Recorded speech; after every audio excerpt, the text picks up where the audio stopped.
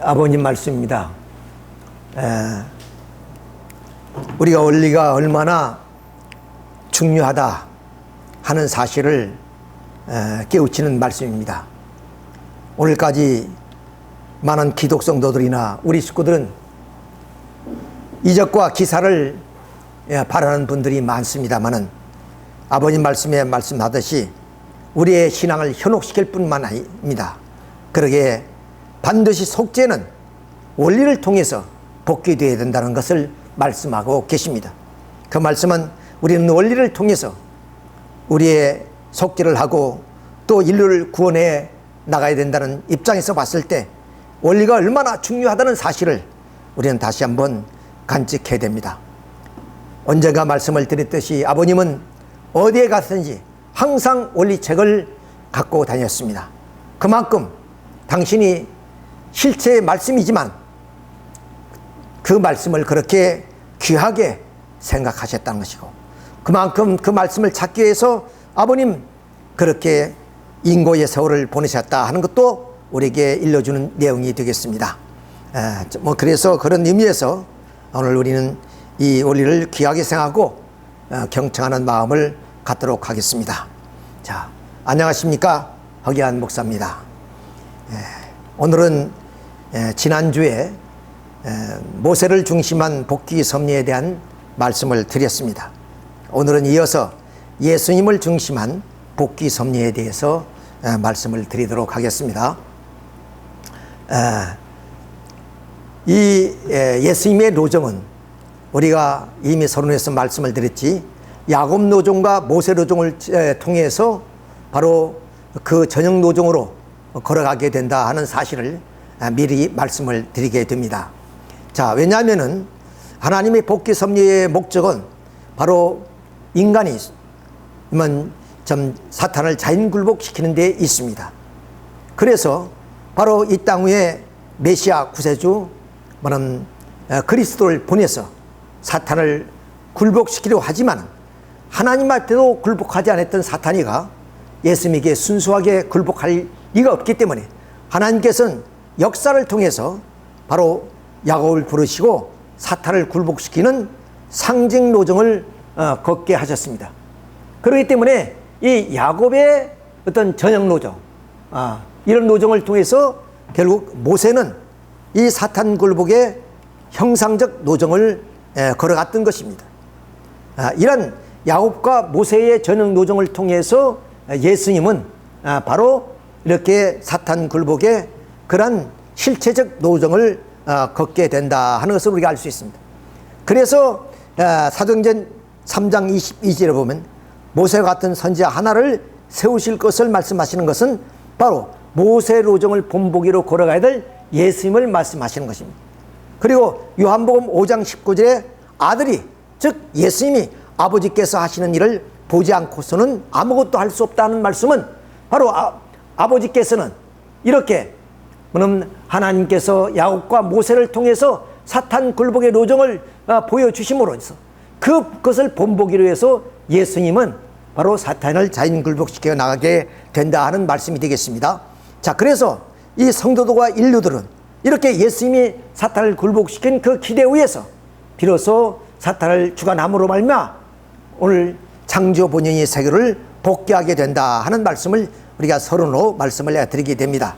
자, 그러면 이 예수님이 이 땅에 오시는 메시아 구세주 그리스도로 오시는데, 그러한 메시아로 오기 위해서는 역시 메시아를 위한 기대를 세우지 않으면 안 되는 것입니다. 자, 그래서 예수님을 중심한 복귀 섭리에서 메시아를 위한 기대는 어떻게 세우는 것이냐? 그것은 이미 서론에서 말씀드린 것처럼 바로 모든 선지자가 그랬듯이 예수님도 메시아를 위한 기대를 세워야 당신이 메시아로 등극할 수가 있는 겁니다. 다시 말씀드리면 이 메시아를 위한 기대 위에 예수님은 메시아로서 이제 등극하게 되신다는 그런 말씀이 되겠습니다. 자, 메시아를 위한 기대는 우리가 믿음의 기대 위에 실체의 기대를 세움으로써 메시아를 위한 기대가 세워지게 되는 것입니다. 자, 그럼 믿음의 기대는 중심 인물이 바로 일정한 하나의 40일 사탄 분립 기대를 세우고, 그리고 하나님 말씀을 중심에서 세워지게 되면 믿음의 기대가 세워지게 됩니다. 자, 이렇게 믿음의 기대는 중심 인물이 하나님 말씀을 중심이고 40일 살탄 분립 기대를 세우면은 이 믿음의 기대가 세워진다는 그런 얘기가 되겠습니다. 자, 이런 믿음의 기대가 세워지게 되면 바로 여기에서 실체 헌제를 드리는데 그 실체 헌제의 중심 인물이 아벨령 인물입니다. 그 아벨령 인물에게 가인령 인물이 타락성을 벗는 탕감 조건을 세움으로 말미암아 비로소 이 실체 기대가 세워지고 이 실체 기대 후에 메시아를 위한 기대를 세워서 이 그리스도 메시아가 이 땅에 등극하게 되신 것이다. 이것이 지금까지 모든 선제를 통해서 하나님이 이 복귀 섭리를 해 나오시는데 공식 노정이고 공식 원리입니다.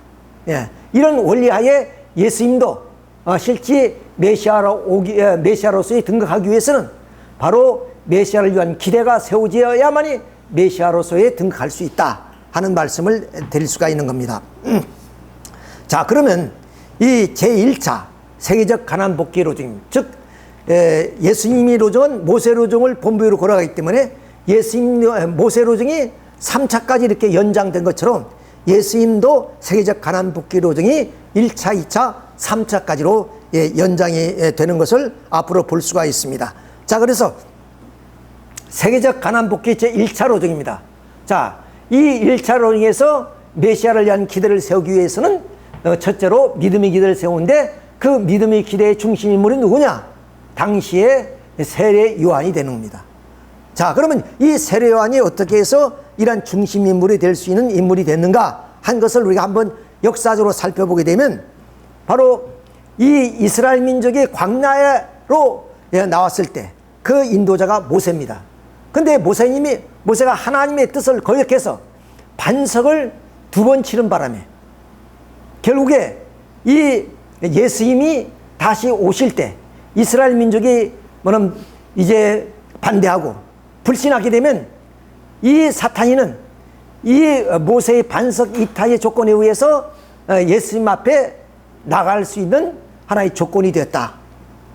다시 말씀드리면 모세의 반석 이타는 장차 석판과 반석이 실제되는 예수님의 앞에 이스라엘 민족이 불신하게 되면 사탄이 침범할 수 있다는 조건을 허락한 하나의 셈이 되었단 말이에요. 그러니까 모세 반석 이타가 죄가 되었던 겁니다. 자, 그러니까 이제 예수님이 오시는 앞에 사탄이가 횡행하게 되었으니까 이것을 막기 위해서는 이스라엘 민족은 불신의 길을 걸어가서는 안 되는 겁니다. 자, 그래서 이제 하나님께서는 이 성전을 세워서 이스라엘 민족이 있고 이 성전을 중심에서 이스라엘 민족이 절대신앙, 절대복종을 하게 되면은 바로 이 성전의 믿음이 기대 후에 성전이 실제된 예수님이 오신다는 거예요. 자, 그러니까 이스라엘 민족은 이 통일왕국 시대에 성전 이상을 이뤘으니까 이 성전을 중심해서 그들이 하나가 되어야 되는데 여기에 솔로몬 왕이 타락해버리고 말았습니다. 그러니까 이 성전 이상을 통해서 사탄이가 예수님 앞길을 막으려 했던 것인데 결국에 사탄이는 이 성전 이상을 이루지 못함으로 인해서 예수님 오실 때 예수님 앞길에 나타나게 되었다 그 말입니다. 자, 그래서 하나님은 성전 이상을 실현할 수가 없기 때문에 여기에 선지자를 보냅니다. 4대 선지와 12선지를 보내는데 그 가운데 특별 선지 엘리야라는 사람을 보내요. 엘리야는 남주이대 사람인데 북주 이스라엘에서 가멜산에는 바알 신자, 아세라 선지자 850신을 멸하는 역사를 했지만 이런 천적인 사명을 다하지 못해서 그분은 바로 성서를 보면 불술에 타고 승천해 버렸다 그랬습니다. 그러니까 이 엘리야마저 떠나버렸으니까 사탄의 앞길을 막을 자는 아무도 없는 것입니다.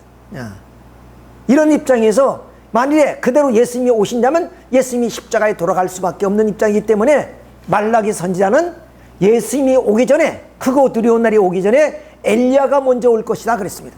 그러니까 엘리야는 바로 이 900년 전에 영계로 갔는데 이 영계에 간 엘리야가 다시 올 것이라고 믿고 있었어요, 유대민족. 그런데 예수님 말씀에 오리란 엘리야는 누구냐? 그분이 바로 세례 요한이라는 겁니다. 이만큼 세례 요한은 바로 엘리야와 같은 사명을 가지고 오신 분이다, 그런 뜻이에요. 그리고 예수님 앞길을 곱게 하기 위한 그런 분이시기 때문에 믿음이 기대의 중심 인물로 선택되어진다는 사실을 우리가 여기서 알 수가 있는 겁니다.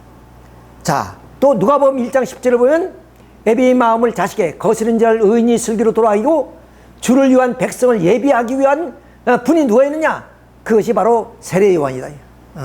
그러니까 이 이스라엘 민족을 예수님 앞으로 인도하기 위해서 하늘이 특별하게 보낸 선지자, 그분이 세례 요한이기 때문에 바로 믿음의 기대의 중심 인물이 되는 겁니다. 따라서 이 세례 요한은 어디야? 애굽 고역 400년 시대에 그들을 인도해주는 그런 인도자 없이 그는 400년 동안 애굽에서 고역살이를 하다. 그러다가 모세라는 인물을 만났습니다. 이런 지도를 만나서 출애굽을 하게 된 거죠. 마찬가지로 뭐는 메시아 강림 준비 시대 400년 동안에 이 이스라엘 민족은 뭐는 우리가 알다시피 뭐는 페르시아, 그리스, 또는 애굽, 시리아, 로마로부터의 뭐는 속박을 받았어요. 그런 가운데서 결국에 이 민족을 이끌 수 있는 지도자라는 분이 바로 세례 요한이었다. 그러니까 이 모세는 바로 궁중에서 40년 동안 그야말로 히브리 백성으로서의 충녀의 도리를 어머니로부터 배웠던 겁니다. 그래서 그 충녀의 도리를 알았기 때문에 이스라엘 민족이 뭐는 고역살이하는 것을 보고 그런 감정을 추스릴 수 없어서 애굽인을 치는 그런 그 애국심을 보여줬던 이유가 바로 여기 있단 말이에요. 이와 마찬가지로 이렇게 400년 동안의 인도자 없이 이런 강대에 의해서 석방됐던 이스라엘 민족의 말하면 선지자 세례 요한은 뭐냐면 그 모세처럼 충녀의 도리를 다하여서 광야에서 외치는 소리가 되어서 이스라엘 민족의 희망을 심어줬습니다. 천국이 가까웠으니 회개하라. 그러면서 바로 이 세례 요한은 광야에서 40일 사탄분립기도를 세웠기 때문에 바로 믿음의 기대를 세우게 되었다 한 말씀을 드릴 수가 있습니다. 자, 그러면 이 세례를 중심에서 믿음의 기대를 세웠으니까 이제는 실체의 기대를 세우게 됩니다. 자, 그러면 그 실체의 기대를 어떻게 세우느냐 한 것을 알기 전에 이미 말씀드린 것처럼 요한은 그야말로 광야 생활을 하면서 어떤 세례를 주면서 물로 세례를 주면서 이제 예수님을 세례를 드립니다. 그리고 또 예수님 앞에 증거를 합니다. 나는 그의 길을 곱게 하기 위해서 왔노라. 그러면서 나는 모르지만 내게 세례를 주라 하신 하나님 말씀하기는 누구든지 성령의 머리 위에 머무는 것을 보고는 하나님의 아들이라 증가하게 내가 증가한다겠습니다. 나는 물로 세례 주지만 나 뒤에 오는 불과 성신으로 세례를 주신다.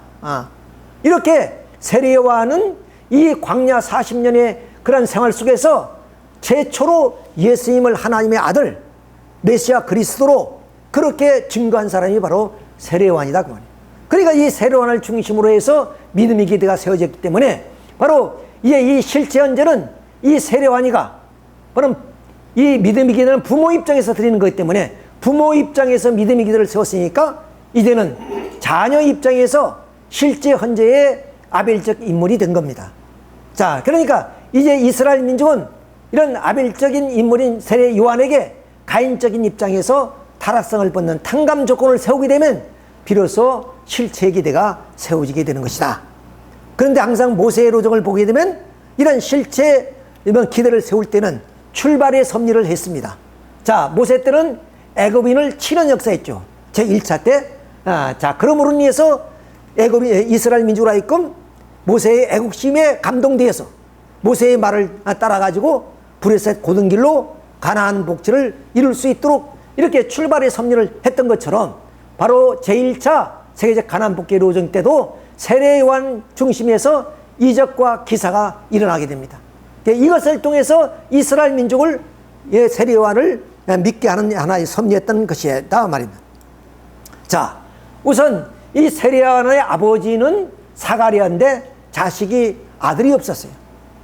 그래서 이제 나이는 많이 들고 자식을 가질 나이 연령은 지났습니다. 그러니까 마음속에 자식이 없음을 섭섭하게 생각하고 있었습니다. 그때 어느 날 자기 순번이 되어서 이 제사를 이제 드리러 들어갔는데 이 가브리엘 천사상이 나타납니다. 천사상이 갑자기 나타나서 하시는 말씀이 뭐냐? 천사가 일러 가로되 사가랴야 무서워 말라. 너의 간구함을 들린지라. 내 아내 엘리사벳이 내게 아들을 낳아 주리니 그 이름을 요한이라 그러라 그랬습니다. 아들이 없어서 참 그 마음속으로 간구했는데 그것을 천사가 알고 이제 내 처 엘리사벳이 아들을 낳을 것이다. 그런데 이름까지 지어줘요. 그런데 이 세례 요한은 이미 나이가 들어서 아기를 낳을 수 없는 연령이 들었던 것을 알기 때문에 그것을 믿지 않습니다.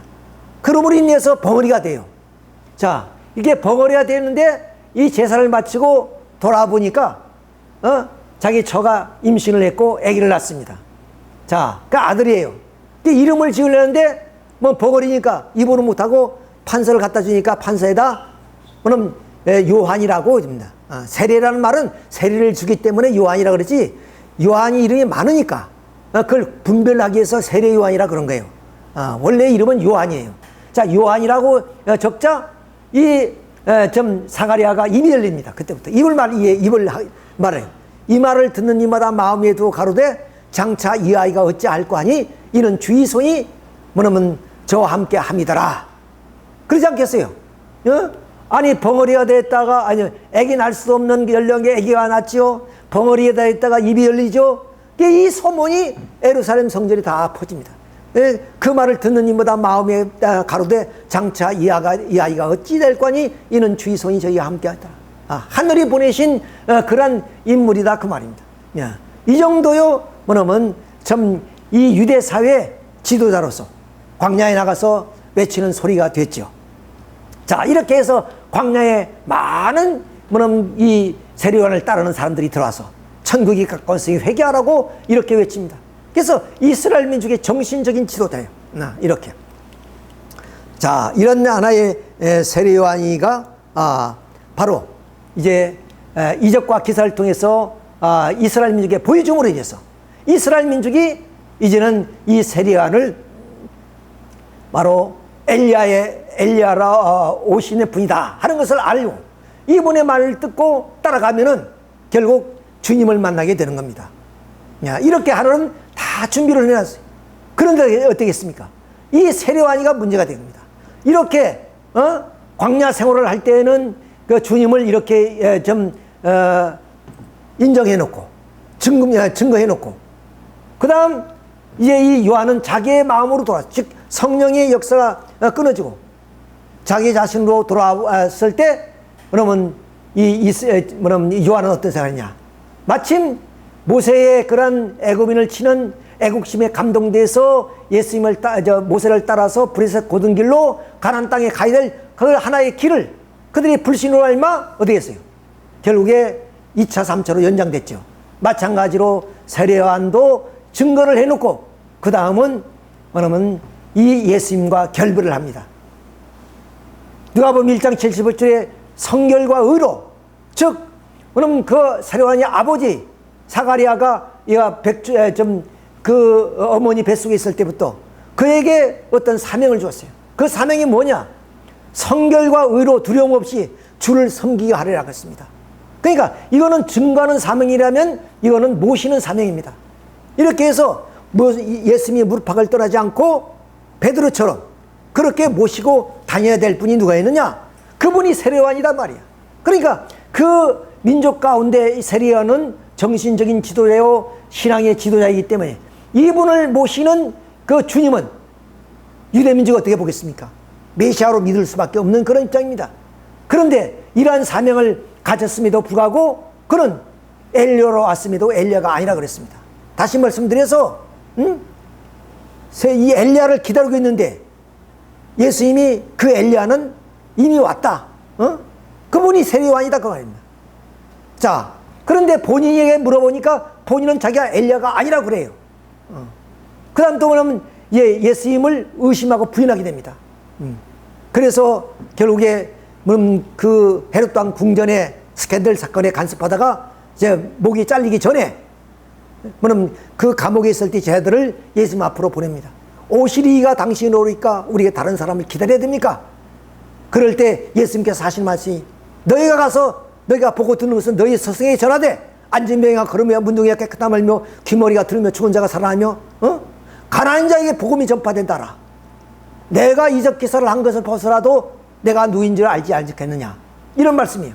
세례요한이 그걸 다 알고 있었어요. 그런데도 다시 한번 그것을 상기시켜 준 것은 세례요한을 하여금 뭐냐면 깨닫게 하기 위한 것이었습니다. 그러나 이미 때가 늦었죠. 그래서 세례요한은 목이 잘리고 죽습니다. 자, 이렇게 해서 세례요한이 불신으로 말미암아 이스라엘 민족이 뭐냐면 아벨적 인물이 없기 때문에 결국 이스라엘 민족도 예수님을 뭐냐면 메시아로 인정하지 않고 반대하는 입장이 되게 됐다. 자, 이렇게 해서 결국에 이 세례요한이 세운 믿음의 기대 후에 실체 기대의 중심인물로서의 사명을 다하지 못함으로요, 결국 제1차 세계적 가난복귀 로정은 실패로 돌아가게 됐다 하는 얘기입니다. 이것은 마침 모세의 뭐냐면 애굽인을 침으로 말미암아 애국심을 보여주어서 그 애국심에 감동되어 이스라엘 민족이 모세를 따라서 말씀대로 브레셋 고든 길로 20일이면 가난 복지를 할 수 있었던 그것을 결국에 불신함으로 알마 2차 3차로 연결되듯이 바로 이렇게 제1차 세계적 가난 복귀 로정은 실패로 했기 때문에 바로 2차 3차로 연장하게 됐다 하는 말씀을 드리게 되는 것입니다. 자, 그래서 이제 제2차 세계적 가난 복귀 로정을 어떻게 해서 걸어가게 되는가 하는 것을 우리가 살펴보기로 했습니다. 이걸 말씀드리기 전에 먼저 우리는 그 시대적 내용을 한번 살펴보기로 했습니다. 아브라함을 기점으로 해서 그 이전을 구약 이전 시대라 그럽니다. 그리고 아브라함 이후의 시대를 구약 시대인데 이 구약 시대의 마지막 선지자가 누구냐? 바로 세례요한이다 그 말입니다. 그러니까 마태복음 11장 13절에 바로 모든 선지자와 율법의 예언은 요한까지라 그랬습니다. 그래서 바로 이 율법을 중심한 구약 시대의 마지막 선지자가 세례요한이 됩니다. 이미 말씀드린 것처럼 세례요한은 어떤 인물이냐? 바로 여인이 낳은 중에서 이보다 더 위대한 자가 없다 그랬습니다. 모든 사람은 여인의 몸을 통해서 태어나는데 그 여인이 낳은 중에 인류 역사 속에 이보다 위대한 자가 없다 그랬습니다. 그리고 또한 그의 아버지는 그에게 이런 위대한 인물이니까 그는 주를 위한 백성을 준비하는, 다시 말씀드려서 애비의 마음을 자식의 거스른 자를 의인이 슬기로 돌아가고 주를 위한 백성을 예비하게 한 그런 인물로서 하나님이 이 요한을 선택한 것이다. 자, 그러니까 그럼 구약 시대의 마지막 선지자이시며 이러한 사명을 가진 요한은 어떠냐? 지금까지 구약 시대를 통해서 세워놨던 메시아를 위한 이 기대, 이 기대를 함께 여기에 유대 민족을 인도해서 결국 이 요한은 그 믿음과 충성으로서 예수님을 따르고 모셔서 모든 섭리적인 기대를 예수님에게 인계해 줘야 되는 겁니다.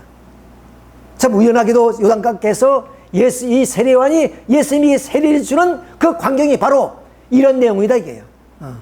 즉 다시 말하면 구약 시대의 마지막 선지자이기 때문에 구약 시대의 메시아를 위한 모든 기대를 세운 그 기대 후에 유대 민족을 인도해서 요한은 믿음과 충성으로 예수님을 따르고 모셔서 전체적인 섭리를 인계해 주는 하나의 의식이다 말이야. 세례요한 자신이 이것을 몰랐지만은 아무튼 이런 하나의 의식을 세웠던 것을 보더라도 요한은 이렇게 예수님의 앞길을 곱게 하기 위해서 오신 분이었다는 것을 알 수 있습니다. 자, 그런데 이미 말씀드렸죠. 엘리야로 왔음에도 그 엘리야를 부인해버렸고, 그리고 또한 예수님의 의심하고 부인하는 입장까지 오게 됐기 때문에 결국에 그러면 이 요한의 사명을 다하지 못함으로 인해서 제1차 민족적 세계적 가난 복귀 로정이 실패했던 것입니다. 자, 그렇기 때문에 결국에 이 제2차 세계적 가난 복귀 로정의 믿음의 기대는 결국 그 앞길을 인도해주고 이스라엘 민족을 이끌어 나갈 수 있는 지도자가 없어졌습니다. 세례요한이 이미 목이 잘려 죽어버렸고 불신해서, 자, 그러면 그 세례요한 대신 입장에 서야 될 사람이 있어야 된다 이야. 믿음의 기대를 섭기 위해서. 왜? 예수님은 메시아 구세주 그리스도란 말이야. 그러니 예수님이 와서 모든 고난을 다 짊어지고 민족을 이끌고 오늘은 준비를 할 그런 분이 아니라 준비된 기대 후에 예수님이 등극하시면 되는 겁니다. 그런데 그런 준비를 할 사람이 세례요한이었는데 세례요한이 그 책임을 다하지 못하면 얼마 그런 임무를 대신해서 예수님 자신이 스스로 어디 메시아라는 그런 자리가 아니라 세례요한 입장으로 내려와서 세례요한 입장에서 이 기대를 세워가지고 메시아 자리로 가는 겁니다. 이렇게 좀 섭리가 꼬이게 되고 또한 예수님은 이름으로 인해서 고난의 길을 걷게 됐다 하는 것을 우리가 알 수가 있는 겁니다. 자, 그래서 예수님은 이 세례요한 대신 입장에서 뭐냐면 이제 이 믿음이 세우기 위해서 광야에 나가서 40일 금식과 3대 시험을 치르게 됐다는 얘기예요. 자, 그러면 이제 이 예수님이 뭐냐면 광야에 나가서 3대 시험을 치르게 된 그 원인이 뭐냐? 동기가 뭐냐? 그리고 3대 시험을 어떻게 치르느냐? 그 결과는 어떻게 되느냐? 이것을 우리가 한번 살펴보도록 하겠습니다. 자, 예수님이 세례요한이 불쌍한 이후에 이제는 당신을 메시아로 믿어줄 기대가 없어졌습니다. 세례요한은 예수님을 메시아로 인정을 했고 부인했죠. 근데 이 세례요한도 죽어버렸습니다.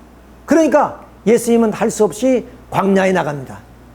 광야에 나가서 사탄이 시험을 받게 되는데, 자, 그 시험을 왜 받게 되느냐? 원래 아담은 하나님이 어떻게 해요? 3대 축복을 해주셨습니다. 생육하고 번식하여 만물을 주관하라. 그래서 아담이 완성해 이 축복을 이루었는데, 아담이 타락해서 이 3대 축복이 어디야? 사탄이가 뺏어갔단 말이야. 그러니까 후 아담으로 오시는 예수님은 이 3대 축복을 찾아 세워야 될 그런 사명을 가지고 있습니다.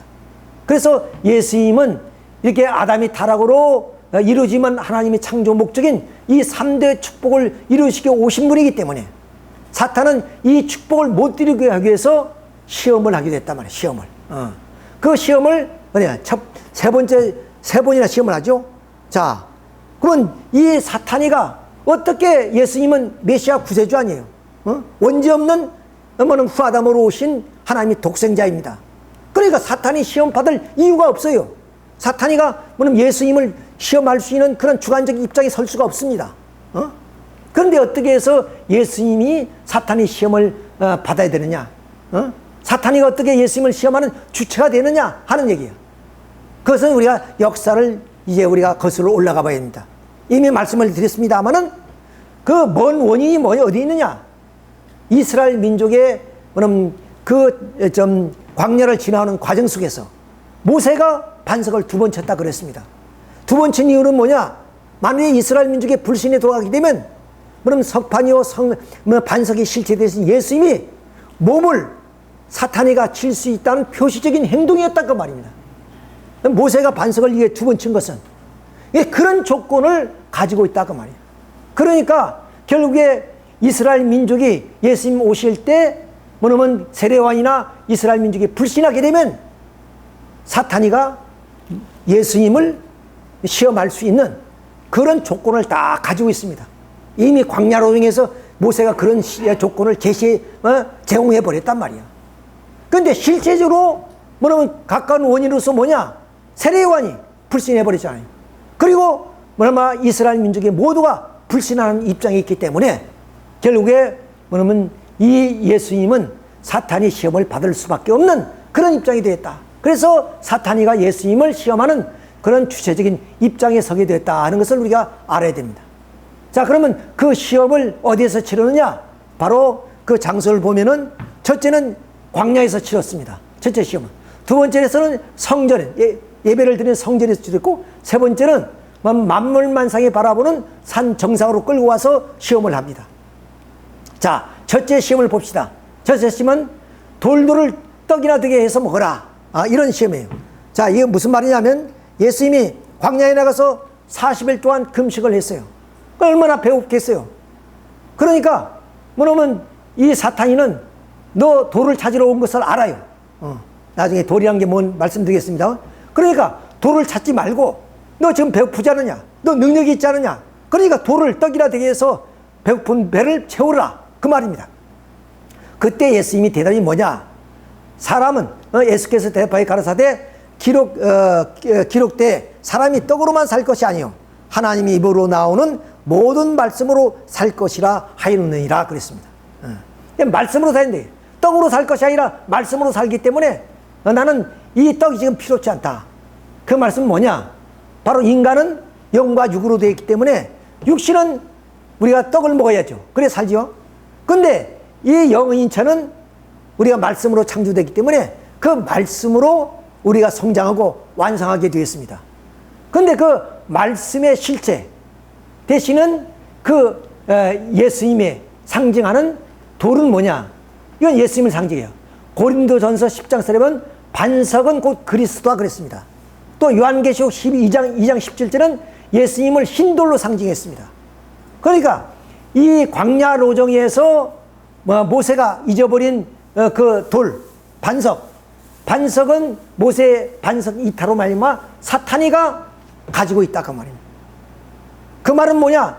바로 이 말씀이 실체 되시는 예수님이 지금 사탄의 심판을 받는 그런 입장이 있다는 거예요. 그러니까 예수님은 어떤 입장이냐? 이제 배고픔 가운데서도 이 돌을 찾아서 이 돌을 찾는다는 건 뭐예요? 말씀이 육신이요 우리를 구원하시는 구세주가 되는 거 아니겠습니까? 요한복음 1장 14절 말씀처럼. 그러니까 그 말씀이 되는 돌을 우리가 찾음으로써 예수님은 말씀이 실체가 됨으로 인해서 나는 생명의 떡이다. 내 피와 살을 먹지 않고서 너에게 생명이 없다 하신 말씀처럼 생명의 떡이 되어서 인류에게 그 말씀을 주심으로 인해서 우리 타락한 인간을 영적으로 구원하게 된다 그 말씀입니다. 자, 그런 의미에서 내가 지금 이 배고픔을 줄이는 그런 떡이 중요한 것이 아니라 내가 말씀이 실체로서의 내가 복귀해야 되겠다 하는 그런 하나의 좀 이렇게 원리적 입장에서 뜻을 대한 그런 예수님의 그런 언행에 사탄은 패하고 만단 말이에요. 자, 이렇게 해서 예수님은 세례요한 입장에서 개성을 완성한 메시아 입장을 복귀하기 때문에 결국에 개성을 복귀할 수 있는 조건을 세우게 됐다. 즉 제일 축복을 복귀할 수 있는 조건을 세우게 됐다. 그러므로 인해서 하나님의 제일 축복 복귀의 기대를 조성하게 됐습니다. 즉 이제 이 예수님의 메시아가 되면은 비로소 그때 3대 축복을 이루게 됐다 그 말입니다. 지금까지는 아담과 에바가 에덴 동산에서 타락함으로 그 3대 축복의 모든 권한을 사탄이 가지고 있는데 이 3대 시험의 첫째 시험을 통해서 제일 축복 복귀를 조성하게 됐다는 거예요. 대단한 하나의 기대라고 우리가 볼 수가 있습니다. 자, 그럼 두 번째 축복은냐? 이 사탄이가 에르사렘 성전을 데리고 와서 예수님을 시험합니다. 너희가 하나님의 아들이라 그러는데 뛰어내리라. 내가 받쳐주마. 자, 이 시험은 어떤 시험이냐면은 바로 예수님은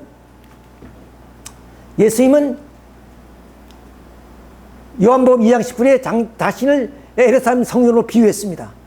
그리고 고린도전서 3장 16절은 우리에게 가르쳐 하시는 말씀이 너희가 하나님의 성전인 것을 너희가 알지 못하느냐 그랬습니다.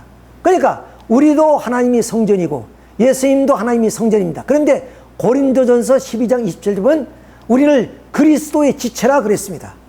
그러니까 결국 예수님의 성전이라는 것은 본성전이요 우리는 분성전이 된다 그 말입니다. 자, 그러니까 사탄도 예수님이 성전이 주인공인 걸 알아요. 그래 이 성전에 위에다 올려놓은 겁니다. 인정하고. 그런데 그 성전에서 뛰어내리란 말은 성전의 주인공은 네가 뛰어내리면 내가 성전의 주인공이 되겠다 하는 사탄의 그런 공약이에요. 여기에 예수님이 대답이 뭡니까? 예수께서 이르시되 또 기록되었으되 주 너희 하나님을 시험치 말라 하였느니라 하신대. 주 너희 하나님을 시험치 말라. 자, 이 말은 뭐냐? 원래 천사는 창조 본연의 인간의 주관을 받도록 창조됐습니다. 그렇죠? 우리 인간은 3대 축복을 통해서 천사를 비롯한 모든 만물 세계에 주관권을 가지고 있었습니다. 자, 그러니까 타락한 천사도 누구의? 바로 이렇게 후아담으로 오신 완성하신 아담으로 오신 예수님의 주관을 받는 것이 이것이 원리입니다. 그런데 이 타락한 천사가 성전이 주인공이 되겠다 하는 것은 비유적인 의미요. 그 원리적인 섭리를 하시는 하나님의 몸된 예수님을 시험하는 것은 결국 하나님을 시험하는 것과 같다 그 말입니다. 더구나 제1차 시험에 뭐냐면 승리함으로 말미암아 개성을 복귀한 실제의 성전으로서 성전이 주인공의 입장에 섰기 때문에 이제는 이 성전을 놓고 시험하지 할 수가 없다는 거예요. 자, 이름으로써 결국 예수님은 본 성전이요 신랑이요 참부모로 오셨단 말이에요. 그러니까 성도들은 어떤 입장이냐? 분성전이요 그리고 또한 신부요 그리고 자녀 입장에 복귀할 수 있는 조건을 세웠기 때문에, 즉 예수님이 이런 성전이 주인공으로 섬으로 말미암아 우리들 모두가 분성전이 되고 신부가 되고 자녀의 입장으로 복귀할 수 있는 기대가 됐기 때문에 제2 복귀의 기대를 조성하게 되었다 하는 얘기. 자, 이렇게 해서 제2 축복을 승리로 이끌게 됩니다. 그 다음에 제3 축복은 뭐냐? 높은 정상으로 데리고 와서 높은 정상에서 이 만물 세계를 바라보면서 나에게 경배하면 이 모든 것을 너에게 주겠다. 이런 하나의 시험을 하게 됩니다. 자, 이렇게 시험 될 때 어디냐면 원래 우리 인간은 만물을 주관하게끔 돼 있잖아요. 뭐 사탄이가 좀 주관하는 것이 아니라, 그런데 인간이 타락으로 사탄이가 만물이 주인이 돼서, 그래서 피주 만물이 고대한 바는 하나님의 아들딸이 나타나기를 바란다고 로마서는 얘기하고 있지 않습니까? 자, 이런 입장에 있을 때 바로 고린도전서 15장 27년 그리스도는 완성한 아담으로 오신 분이기 때문에 모든 만물 세계의 주관자로 오셨습니다. 그래서 그리스도는 발날에 만물을 두셨다는 말씀이 바로 이런 의미단 말이야. 그러니까 이 사탄도 예수님이 만물이 주인이라는 걸 알아요. 그런데 에덴 동산에서 아담이 나에게 굴복하듯이 너도 나에게 굴복하라 그 말입니다. 그러니까 예수께서 말씀하시되 사탄아 물러가라, 기록되었으되 주 너희 하나님께 경배하고 다만 그를 섬기라 그랬습니다. 왜? 본래 우리 천사는 부리는 영입니다. 그러니까 창조 본연에 하나님께 경배드리고 그를 모시고 섬겨야 되는 입장이 있습니다. 따라서 타락한 천사는 바로 이렇게 창조주 하나님뿐만 아니라 하나님의 몸된 예수님께 어디에서 굴복하고 경배드리고 섬기는 것이 원리다 그 얘기예요. 자, 더구나 1, 2차 시험에 승리했기 때문에 어디에서 전 만물을 복귀할 수 있는 하나의 주관권을 가지게 됨으로 인해서 결국 피조세계에 대한 주관성을 복귀했다고 말이에요. 그로 인해서 제3 축복을 복귀하기는 기대를 조성하게 되었다. 자, 이렇게 해서 이 예수님이 40일 광야에서 이 사탄으로부터 시험을 받는데 그 시험을 모두가 다 승리로 이끌었기 때문에 이제는 이 3대 축복을 이룰 수 있는 기대를 조성하게 되었다 하는 얘기가 되겠습니다. 자, 그래서 첫째 시험은 제1 축복 복귀 기대고, 두 번째 시험은 제2 축복 복귀 기대고, 제3 축복은 제3 축복 복귀 기대다 하는 것을 우리가 여기서 이제 아셔야 되겠습니다. 자, 그러면 이 40일 금식으로 인해서 그 결과, 어떤 결과를 가지냐? 이것을 우리가 한번 말씀드려보고자 합니다. 자, 하나님의 창조 목적은 정분합 이런 3단계 과정을 거쳐서 3대상 목적을 이룸으로 인해서 어떻게 하냐? 사회 기대를 이뤄서 하나님의 창조 목적이 이루어지게 됩니다. 그런데 이런 창조 목적을 이루는 과정 속에 아담이 타락해버렸다 그 말이에요. 그러니까 이제 복귀의 요정에서 뭐냐면 이 3단계까지 연장하면서 40일 사탄 분립기대를 선지자들은 세워나왔습니다.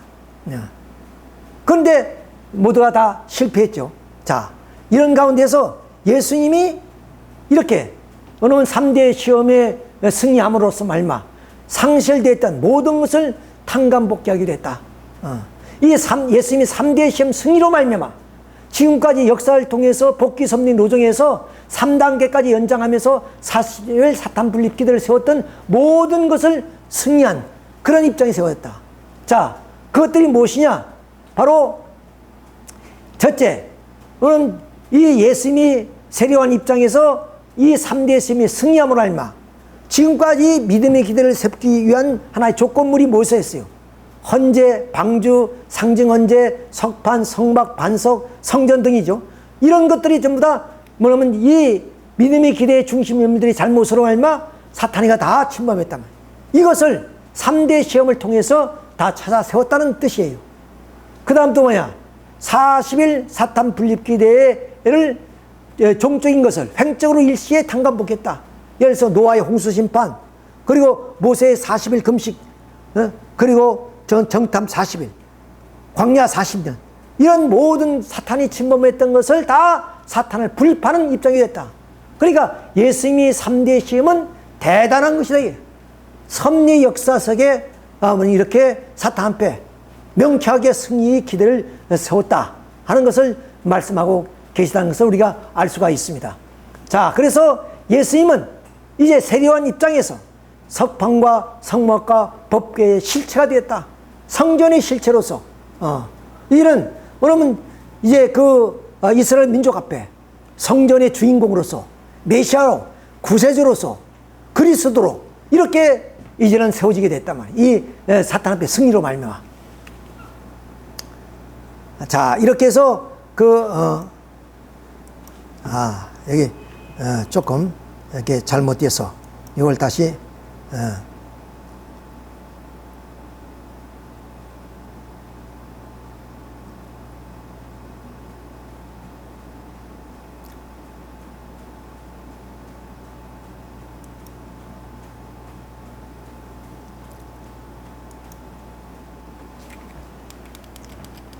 자, 3대 시험을 치렀습니다.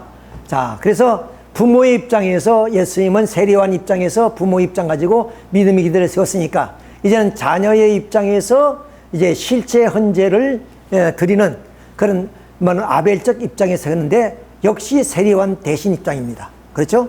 예수님은 물론 구세주 또 그리스도로 오셨기 때문에 이런 기대는 예수님이 세우는 것이 아니지만 세례요한이 책임을 못하기 때문에 대신 입장에서 이제 실제 헌재의 그런 아벨적 중심 인물이 된 겁니다. 그러니까 가인적 입장에 있는 이스라엘 민족이 예수님에게 타락성을 벗기 위한 탕감 조건을 세우게 되면 실체의 기대가 이루어지게 된다. 역시 실체의 기대를 이루기 위해서 출발이 섭리를 한데 모세 때는 제2차 민족적 가나안 복귀 로정이 때 어디에요? 바로를 3대 기적과 십자가로 굴복시켜서 그야말로 출발이 섭리를 해서 나중에 성막을 중심한 섭리를 가죠. 자, 그것처럼 이제 세계적 가나안 복귀 로정을 걷는 예수님은 말씀과 기적 기사를 통해서 그럼 섭리의 출발을 행해서 이스라엘 민족으로 하여금 예수님이 누구시는가 하는 것을 믿고 따르게 하시는 그런 섭리를 하게 된다는 겁니다. 자, 그래서 예수님은 뭐냐면 이스라엘 민족에게 많은 말씀을 펴게 되죠. 그때 예수님이 제자가 이렇게 묻습니다. 주님, 하나님이 뜻을 따르는 것이 어떤 겁니까? 이렇게 묻더니 하나님이 보내신 자를 믿는 것이 하나님의 일이다. 그래, 내가 너희들이 기다리는 메시아요, 그리고 그리스도요, 그리고 뭐냐면 구세주다, 이 말씀입니다. 이렇게 말씀으로 그들을 이렇게 말씀을 주시고 또 요한복음 5장 30절을 보면은 너희가 성경을 상고하지만 성경은 내게 대해서 기록한다는 것이다. 너희가 모세를 믿었더라면 나를 믿었으니 어째 나를 믿지 않느냐. 즉 모세 로정은 예수님의 본보기 로정이죠. 그러니까 모세를 로정을 우리가 잘 이해한다면, 즉 모세를 너희들이 따랐다면 그 모세의 말씀의 목적이 뭐냐? 나에 대한 증거합니다 그랬으니 나는 내 아버지를 이루어 왔으니 너희들이 어찌하여 나를 영접하지 않느냐. 내가 그리스도다, 너희들이 기다리는 메시아다, 이런 말씀하시는 거예요. 그래도 그들은 그것을 믿지 않기 때문에 예수님은 30번 이상 이적과 기사를 합니다. 안전미를 걷게 하고 기머리를 듣게 하고 또 장님을 눈뜨게 만드시고 죽은 나사리를 살리시고 이런 기적을 30번 이상 한단 말이에요. 이거 뭐냐? 이런 이적과 기사를 통해서 예수님이 바로 이런 메시아 그리스도라는 것을 보여주시기 위한 겁니다. 자, 이렇게 했음에도 불구하고 이런 말씀과 기사 이적을 보여줌에도 불구하고 이스라엘 민족은 오히려 그럴 때마다 바알세불에 접한 귀신의 왕이라고 비난합니다. 이렇게 믿지 않게 되자 결국 어떤 결과가 되느냐? 민족이 불신하는 입장이 돼요. 그러니까 그 결과 이 아벨적 입장에 있던 예수님은 십자가에 못 박혀 돌아가시게 됩니다. 이런 비극적인 사건이 벌어져요.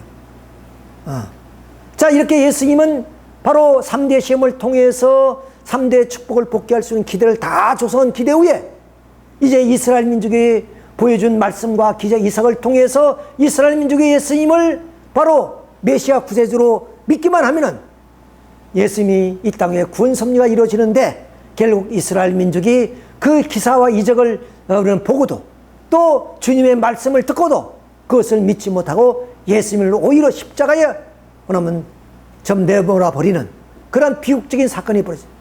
자, 이런 의해서 결국에 제2차 그럼 세계적 가난 복귀 로정이 실패로 도하게 된다 하는 말씀을 드릴 수밖에 없습니다. 자, 이렇게 해서 예수님이 돌아가십니다. 자, 근데 예수님이 돌아가실 때 예수님을 따르던 12제자 다 도망가 버리고 흩어졌습니다. 누구 예수님과 함께 이 십자가의 일을 동행한 사람은 아무도 없습니다. 그러니까 예수님은 이제 이 세상에서 말씀과 기사 이석을 이뤘던 모든 기반이 다 상실되고 이는 다시 오실 수 없는 그런 입장이 되었습니다. 이럴 때 어떤 기적이 일어나냐? 자, 뭐냐면 악행자가 있었다 그랬습니다. 즉 우리는 쉽게 말하면 강도라는데, 예수님이 돌아가실 때 강도 오른편과 왼편이 강도가 있었는데, 왼편 강도가 묻습니다. 내 그리스도 아니냐? 내가 그리스도 메시아라면 너와 우리를 이제 구원하라. 왜 내 능력이 있으니까. 그런데 오른편 강도가 하는 말이, 우리는 똑같이 정죄를 받았다.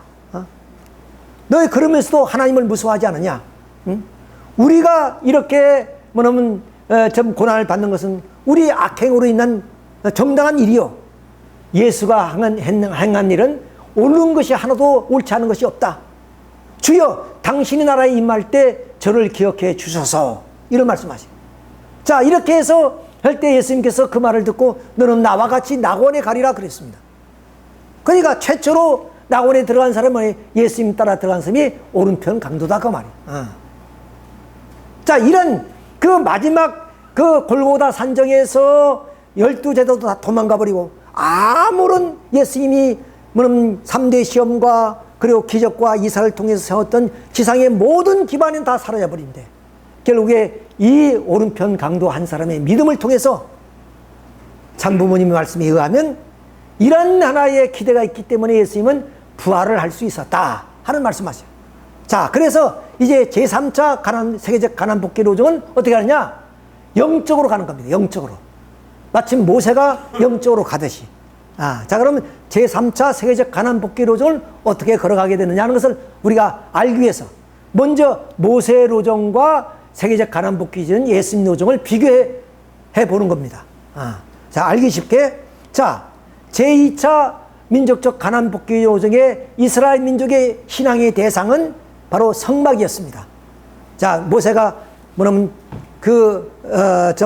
시내산에 올라가서 석판을 받고 와서 성막을 짓죠. 그 성막이 이스라엘 민족을 광야에서 인도하는 겁니다. 그러니까 그것이 신앙의 대상이에요. 자, 그러니까 그 성막을 누가 받들었냐?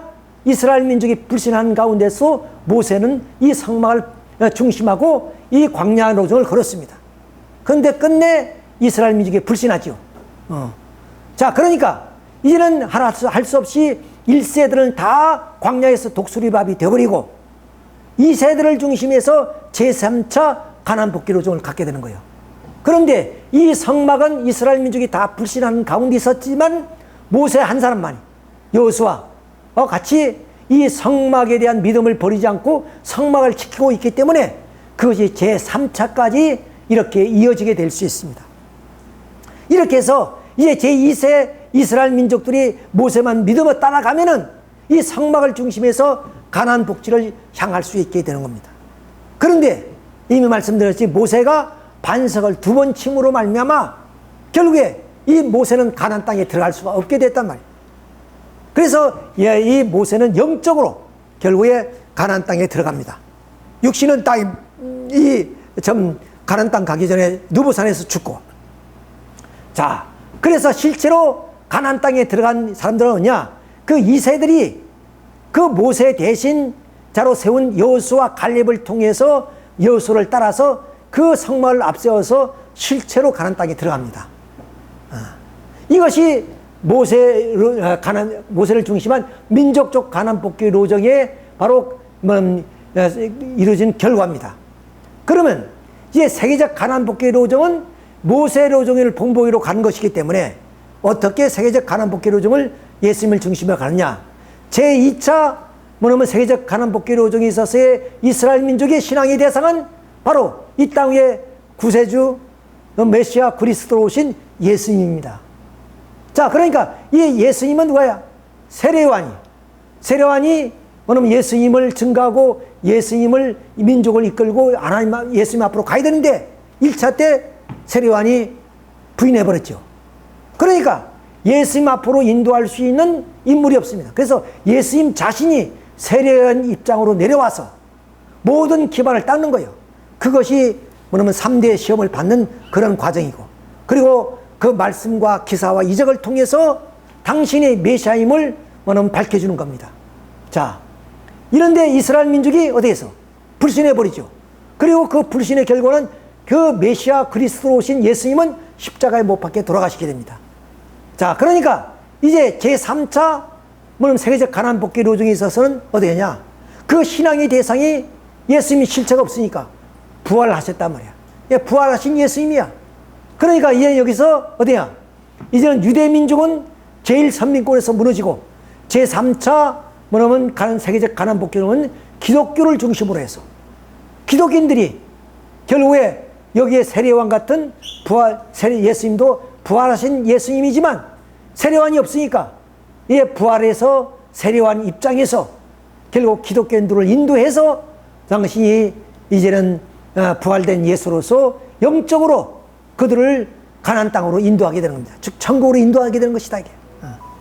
그런데 모세 로정에 결국 이세대를 중심해서 요호수아와 갈렙이 실제 로정을 걷듯이 결국에 부활하신 예수님은 다시 예언대로 2000년 만에 이 땅에 재림주로 오셔서 그 재림주를 이제 기독교인들이 이렇게 믿고 따르면은 어디냐? 그들이 실제 로정을 걷게 됩니다. 그런데 모세 로정에서 본 것처럼 바로 이 재림주님을 증거해야 될 세례요한 같은 인물이 기독교인들이 결국에 부인하게 되면은 이들을 대신해서 결국 재림주님이 다시 세례요한 입장에서 그러면 일반 성도들을 중심으로 해서 결국에 가나안 복지를 들어가게 된다. 그러니까 마태복음 7장 25절에 내가 먼저 오셔 고난을 받을 것이다. 그 말은 뭐냐? 결국 세례요한 같은 인물이 책임을 못하니까 결국 주님은 이 땅 위에 좀 만왕여왕으로 그리스도로 왔지만은 당신이 세례요한 같은 입장에서 모든 기반을 닦으시고 재림주의 사명을 해야 되기 때문에 먼저 고난을 받게 된다고 예언한 이유가 여기에 있습니다. 자, 그러면 이제 제3차 영적 가나안 복귀 로정을 어떻게 걸어가시게 되는가 한 것을 살펴보도록 하겠습니다. 자, 이제는 그 모세가 영적으로 들어간 것처럼 결국 예수님이 십자가에 돌아가셨기 때문에 영적인 세계적 가나안 복귀 로정을 가시게 됩니다. 그러면 영적으로 들어가더라도 영적인 믿음의 기대가 세워져야 된다 그 말이에요. 그 영적인 믿음의 기대를 세우기 위해서 뭐냐? 바로 어떻게 세우느냐 하는 것을 우리가 알아야 됩니다. 자, 하나님은 이 땅 위에 예수님을 보내신 것은 이스라엘 민족을 비롯한 인류를 구원하시기 위한 겁니다. 그런데 이 세례요한을 중심한 이스라엘 민족이 불신으로 알마 사탄이가 침범해서 예수님을 부정하는 입장까지 오게 됐습니다. 자, 이렇게 되니까 어디냐? 사탄은 이 민족을 예수님을 부정하는 그 정도에서 끝나는 것이 아니라 예수님을 죽이고자 하는 겁니다. 왜? 하나님이 복귀 섭리는 이 땅 위에 메시아를 보내서 인류를 구원하시고자 하는 건데 그 메시아를 죽임으로써 하나님의 복귀 섭리를 파탄시키고자 하는 것이 사탄의 최종적인 목적인 겁니다. 그러니까 이 사탄은 결국에 최대의 실권을 행사해서 결국에 그러면 예수님을 십자가에 못 박습니다. 누구를 동원해서? 불신하는 이스라엘 민족을 동원해서 예수님을 십자가에 못 박는 데 성공했다고 말입니다. 그런데 그러면 하나님의 섭리는 결국에 사탄이 일선이자 하나님이 일선이기 때문에 결국에 사탄이가 최대의 실권 행사를 했으니까 하나님도 최대의 실권 행사를 하실 수가 있는 겁니다. 자, 그런데 이 최대의 실권은 사탄이는 사람을 죽이는 거지만 하나님은 죽은 사람을 살리는 거예요. 그러니까 사탄이가 최대의 실권 행사를 해서 예수님을 그리스도를 십자가에 못 박는 데 성공했습니다. 그렇기 때문에 하나님은 최대의 실권을 행사해서 십자가에 달리신 예수님을 살리시는 그런 하나의 역사를 하신 거예요. 이것이 예수님의 부활 사건입니다. 이렇게 해서 예수님의 부활함으로 말미암아 어디냐? 여기에 예수님은 그럼 인류를 구원할 수 있는 자, 이렇게 인류를 구원할 수 있는 그런 입장에 서게 된 거죠. 그러니까 예수님은 살아있을 때 예수님이 아니에요. 자, 엠마오로 갈 때도 그 제자들과 함께 가면서도 제 아들이 그 옆에 예수님이 누군지를 몰랐어요. 그리고 다 문이 닫혀 있는 그런 방에 있었는데 호련히 예수님이 나타났다가 사라진다. 그래서 이것은 영적으로 부활하신 예수님의 40일 동안의 지상 생활이었어요. 그러니까 다른 입장이었어요. 육신이 없는 부활하신 예수님, 그 예수님이 영적인 믿음이 기대에 어디냐? 세례관 입장에서, 세례관이 없으니까 자, 그 입장에서 믿음의 기대를 세우게 돼요. 자, 이렇게 해서 예수님의 부활 40일 기간은 하나님 말씀을 중심하고 40일 사탄 분립 기대가 되는 거예요. 이런 기대 후에 결국 예수님은 영적인 세례관 대신 입장에서 믿음의 기대를 세웠단 말이에요. 자, 그래서 이스라엘 민족을 구원할 수 있게 되는 것이다 하는 겁니다. 자, 그러면 이런 믿음의 기대를 세웠으니까 이제 어때요? 실체 기대를 세워야 되죠. 그러니까 예수님이 세례관 대신 부활하신 예수님이 그런 부모의 입장에서 이렇게 믿음의 기대를 세웠으니까 자녀의 입장에서 그러면 실제 현재의 인물 아벨적 입장에서 서는데 그 아벨적 입장에 선 것이 뭐냐? 영적 아벨적 입장이다. 자, 이런 입장에서 가인에 있는 기독 성도들이 타락성을 벗는 당감 조건을 세우게 되면 비로소 영적 실체 기대가 세워지게 되는 것이다. 역시 실체 기대를 세우기 위해서 출발 섭리를 하는데 모세 때는 성막을 기대를 세워서 출발을 했습니다. 그렇죠? 그러면 부활하신 예수님은 석방과 성막과 법궤의 영적 실체가 되어서 그럼 섭리를 하시는 거예요. 그리고 또 제자들에게 기사이적인 권능을 주어가지고 그래서 오순절 날에 마가의 다락방에 모였던 그 예수님의 제자들이 성령의 뜨거운 불을 받아가지고 막 영적 역사를 한단 말이에요. 이렇게 그 제자들이 기사이적인 권능을 통해서 베드로 같은 사람은 한 번에 나가가지고 막 5,000명, 3,000명씩 막 회개시키고 전도했던 그런 것들이 일어나게 되는 것이다. 그 말입니다. 자, 이렇게 해서 영적 실체의 기대를 이루게 되므로 예수님은 메시아를 위한 영적 기대가 세워진 겁니다. 영적으로. 자, 이렇게 했기 때문에 이제 예수님은 세례관 입장에서 메시아 입장으로 돌아와서 메시아로 등극하게 됐다. 그것이 오늘날 2000년 기독교 역사 속에 예수님이 메시아로 등극할 수 있었던 것이다. 그 말이에요. 이렇게 해서 예수님은 2000년 동안에 이러한 좀 영적인 구원 섭리를 펼쳐 나오시게 되었다 하는 것을 우리가 여기서 알 수가 있습니다. 그러면 메시아를 위한 그 영적인 하나의 기대를 통해서 어떤 구원 섭리를 하셨느냐 봅시다. 예수님은 바로 부활하셔서 부활하신 예수님. 그러니까 그 예수님은 이제 성신으로 맞이해서 이렇게 지금 십자가에 돌아가셨지만 부활하신 그 예수님이 성신을 맞이해서 영적인 아버지와 영적인 어머니가 된단 말이에요. 그래서 비로소 성도들을 중생할 수 있게 된 것이다. 이것이 바로 영적 구원이에요. 영적 구원이에요. 자, 이게 영적 구원이요 중생이기 때문에 그 영적 중생이 뭐냐? 예수님의 육신이 사탄이 침범했습니다. 이스라엘 민족의 불신으로 알마. 그러니까 예수님이 영적으로 침범을 당했지만 영적으로는 부활했잖아요. 그러니까 베드로전서 3장 18절에 보면 영으로 살리심을 받고, 즉 육으로 죽임을 당하고 영으로 살리심을 당했다. 부활하셨단 말이죠. 자, 성결과 영으로 우리를 거듭나게 해주셨다. 그러니까 예수님은 이스라엘 민족의 불신으로 그 육신이 사탄이가 침범했지만 바로 부활의 승리적 기대를 조성해서 결국에 예수님은 부활하시게 됐다. 그럼 이 부활한 이 권은 어떤 권이냐? 사탄이 불가침권이다. 사탄이 참수할 수 없는 권한이다. 그러니까 영적인 구원 역사가 이루어지는 거예요. 자, 그러면 이러한 십자가에 돌아가신 예수를 믿는 성도들은 역시 예수를 믿음으로 그의 육신이 사탄이 침범했으니까 성도들의 육신도 역전히 사탄이가 주관하게 됐다. 그러니까 예수님을 믿기 전이나 믿은 후에나 육신에는 아무런 변화가 없는 겁니다. 따라서 이 사탄이 들어간 성도들은 뭐냐면 끊임없이 기도를 통해서 육신으로 들어오는 사탄의 침범을 막기 위해서 기도하라고 그렇게 말씀하신 겁니다. 그러나 예수님이 영적인 부활을 통해서 이렇게 여러분 좀 사탄 불가침권을 이루듯이 그 성도들도 육신은 사탄이 침범했지만 영적인 구원 섭리 혜택에 의해서 사탄 불가침권이 됐다. 그 말이에요. 자, 이것이 바로 이 영적 중생을 통한 우리 기독교인들이 구원이에요. 이게 영적 구원이다. 영적 구원이다. 자, 그러면 영적으로 어떻게 가난복귀를 이루어졌느냐? 그것은 예수님이 부활하셔서 결국 그 기독교인들을 중심으로 해서 영적 중생을 함으로 알마 육신은 사탄이가 침범해서 그대로 어디야? 어느는 좀 원죄를 가진 그런 존재가 됐죠.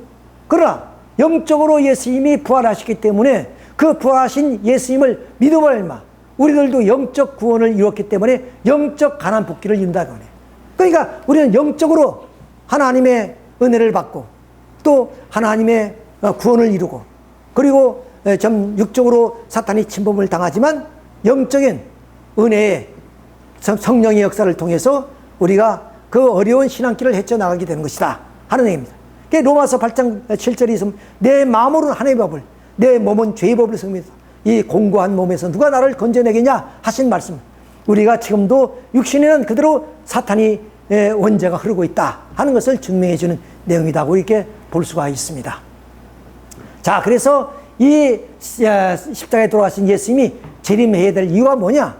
영적으로는 구원을 이루었지만 육적으로는 여전히 사탄이 침범한 입장이기 때문에 영육과 알로 구원 섭리를 이룩하기 위해서 이 땅에 다시 재림 역사를 펼치게 되는 이유가 여기에 있다는 것을 우리가 알 수가 있습니다.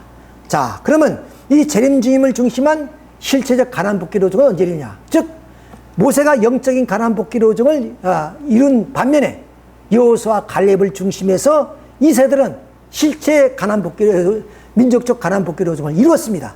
그것처럼 이제 예수님이 부활로 인해서 영적 가난복귀는 이루었지만 실체적인 가난복귀 로정은 언제 이루어지냐? 그건 재림을 통해서 이루어지게 되는 것이다. 아까 말씀드렸죠? 자, 민족적 가난복귀 로정에서 모세 로정은 이제 결국에 영적으로 들어갔죠. 그것을 여호수아가 계승해서 실체로 걸어갔습니다. 그것처럼 이제 제3차 뭐냐면 세계적 가난복귀 로정이 영적 로정으로 들어갔죠. 자, 그런 것은 다시 여호수아처럼 재림하셔서 재림 주님을 중심으로 해서 실체 로정으로 세계적 가난복귀 로정을 이루게 되는 것이다 하는 얘기가 됩니다. 그러니까 예수님은 지상에서 탄생할 수밖에 없다. 그래서 지상 천국을 이루게 되는 것이다. 자, 그런데 여기서 뭐냐면 이 예수님은 제일 이스라엘 민족이 예수님을 메시아로 그렇게 믿지 못하기 때문에 결국 예수님은 영적 고난의 로정을 걷게 됐습니다. 영적으로 세계적 가난복귀 로정을 걸었다 그 말이야. 이스라엘 민족이 믿지 못해. 자, 그런 제일 이스라엘 민족을 버리시고 하나님은 어떠냐? 이제 제2 이스라엘 민족을 세워서 그들이 기독 성도들이죠. 이 기독 성도들이 예수님을 재림주님을 믿고 따르게 되면은 결국에 세계적 실체적 가난 복귀 로정이 탕감되어 나가게 된단 말이에요. 그런데 이 기독 성도들도 결국에 이 재림주님을 알지 못해서 반대하게 되면 어디냐? 바로 여기서 이제 제3 이스라엘 민족, 제3 이스라엘 민족을 택해서 재림주를 믿고 실제 탕감 노정을 걷게 되는 것이다. 그러니까 말씀드린 것처럼 예수님은 마태복음 7장 20절에 내가 먼저 고난을 받으며 이 세대의 버림을 받을 것이다 하는 이유가 여기에 있다. 그러니까 제1 이스라엘 민족의 유대 민족의 예수님을 버렸듯이 제2 이스라엘 기독교 성도들도 예수님이 다시 오실 때 그들을 믿지 않고 버리게 되면 제3 이스라엘 민족이 나타나서 그 민족의 재림짐을 믿고 모셔서 실제적인 세계적 가난 복귀를 이루는데 탕감노정을 걷게 된다는 그런 얘기가 되는 것입니다. 자, 그래서 이제 이 메시아를 위한 하나의 기대, 다시 오시는 그 재림주님께 세월 하나의 메시아의 기대는 어디냐? 그 중심 인물이 결국 세례요한이 세워야 되지. 세례요한 같은 인물이 세우죠. 이건 이제 미래 재림주님이 오셔서 세울 하나의 그런 믿음의 기대예요. 근데 이런 세례요한이 초림 때처럼 불신하게 되면 재림주님이 대신 세례요한 입장에서 고난을 받으면서 이 믿음의 기대를 세우게 된다. 그것은 그러면 40일 말씀을 중심하고 40일 사탄 분립 기대를 세우게 되면 세워지게 됩니다. 자, 이럴 때 그 재림주님은 부모 입장에서 믿음의 기대를 세우면 자녀 입장에서 실제 헌재의 뭐냐면 중심 인물이 되는데 그때는 어때요? 세례요한 대신 입장이다. 왜? 세례요한이 다 해야 될 것이 만일 이때 세례요한 같은 사람이 책임을 못하면 그렇게 된다는 얘기예요. 자, 그래서 이제 그 성도들은 그 세례요한 대신 세운 재림주님을 믿고 모시고 따르게 되면은 실체 기대가 이루어지게 된다. 그럼 이때도 출발의 섭리를 한다. 어때? 자, 모세 때는 어떻게요? 바로 반석을 쳐서 샘물을 먹임으로 출발의 섭리를 했습니다. 그럼 모세 대신 실체 여정을 걸었던 그런 여호수아를 중심으로 할 때는 샘물을 통해서 샘물을 먹임으로 출발의 섭리를 했습니다. 마찬가지로 이제 재림주님이 이 땅에 오실 때는 그 예수님 때는 어때요? 여기서 말씀과 이적 기사로 출발을 했죠? 뭐냐면 문둥이를 깨끗하게 하고, 가난한 자를 안전뱅이를 걷게 하고, 이런 이적 기사를 통했대. 재림주님은 어떻게 하냐? 여호수아 같이 실체적으로 걸어가는데 말씀으로 한다고 해요. 이미 서론에서 말씀드렸죠. 이적 기사는 결국 우리 신앙을 현혹시킬 뿐이다. 실제로 우리가 뭐는 가난 복귀 노정은 어디에? 우리가 실체 탕감 노정을 걷고 가야 된다. 원리 말씀을 주셨던 겁니다. 자, 그렇게 하는 겁니다. 자, 이렇게 해서 이제 재림주님이 오실 때는 초림 때처럼 뭐냐면 어디야? 세 번째 가듯이 세 번째로 갈 수 있다. 1차, 2차, 3차로 할 수. 그런데 예수님처럼 십자가에 돌아가는 일은 없다. 왜? 이미 기독교 2000년 기간을 통해서 이 땅에 정치적 민주화를 이루어왔기 때문에 종교의 자유가 허락되어 있으므로 결국 종교 때문에 예수님이 십자가에 돌아가는 일은 없는 것이다.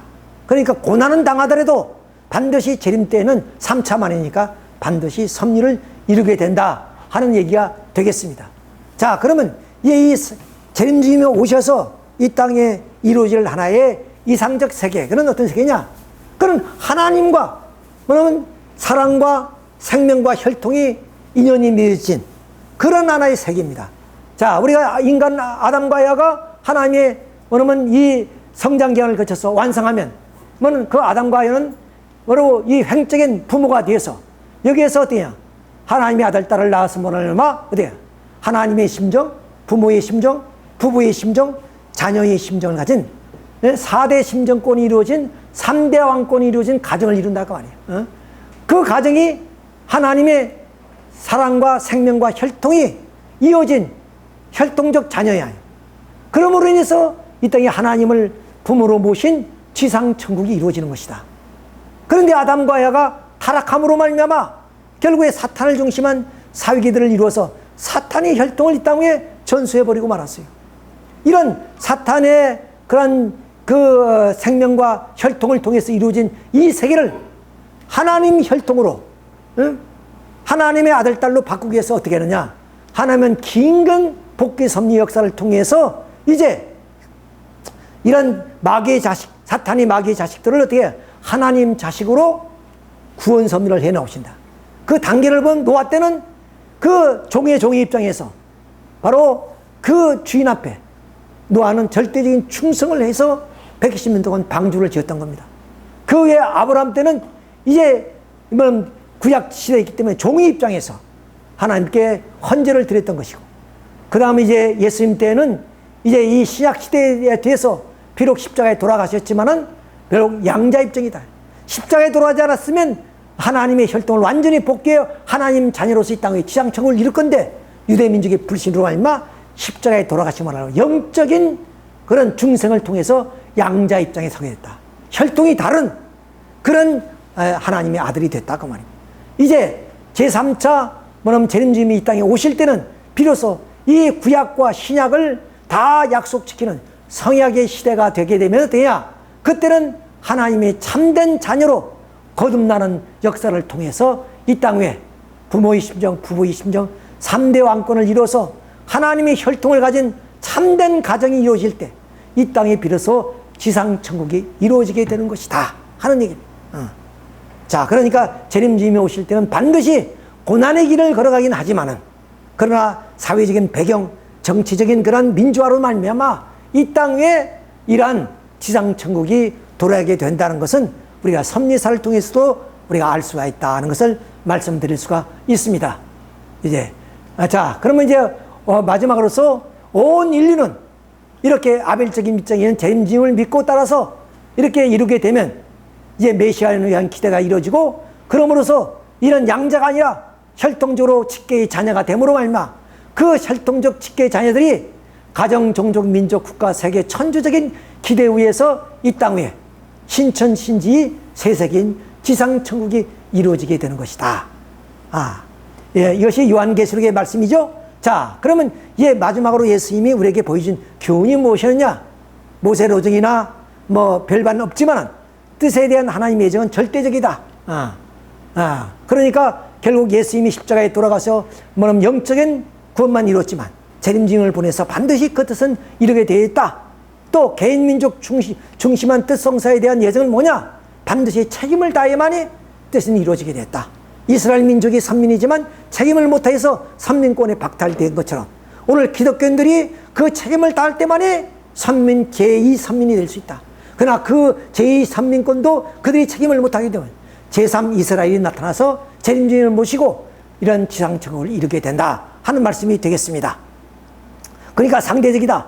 그러니까 반드시 인간 책임 부담은 하나님이 간섭할 수 있다. 에덴 동산에 아담과 에가 선악과를 따먹을 때도 간섭 못했듯이 수많은 섭리사의 중심의 인물들이 책임을 다하지 못해서 그들이 섭리에서 무너질 때도 하나님은 간섭하지 않았다. 그러니까 이스라엘 민족한테나 누구에게도 하나님은 간섭할 수가 없었다. 반드시 자신의 책임 부담을 통해서만이 결국에 하나님은 그 결과를 주관하시게 된다 하는 것을 알 수 있습니다. 그리고 큰 사명을 받을수록 시련도 크다. 세례관이 얼마나 여인이나 나온 자 중에 그보다 그 이상적인 사람이 없다 그랬습니다. 그런 위대한 존재이고 그리고 또한 애비 마음을 자식의 거스르는 자를 의인이 슬기도록 하고 선민을 위해서 그렇게 택함받은 이 선민을 예수님께 인도해야 될 그런 하나의 선지자로서 택함을 받았지만 결국에 그 시련을 이기지 못해서 예수님을 배반함으로 알마 예수님이 결국 십자가에 가시게 되었다.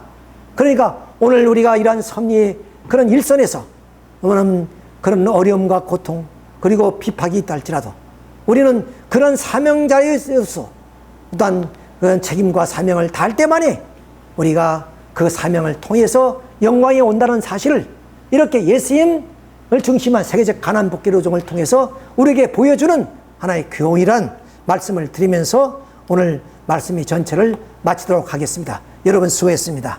예.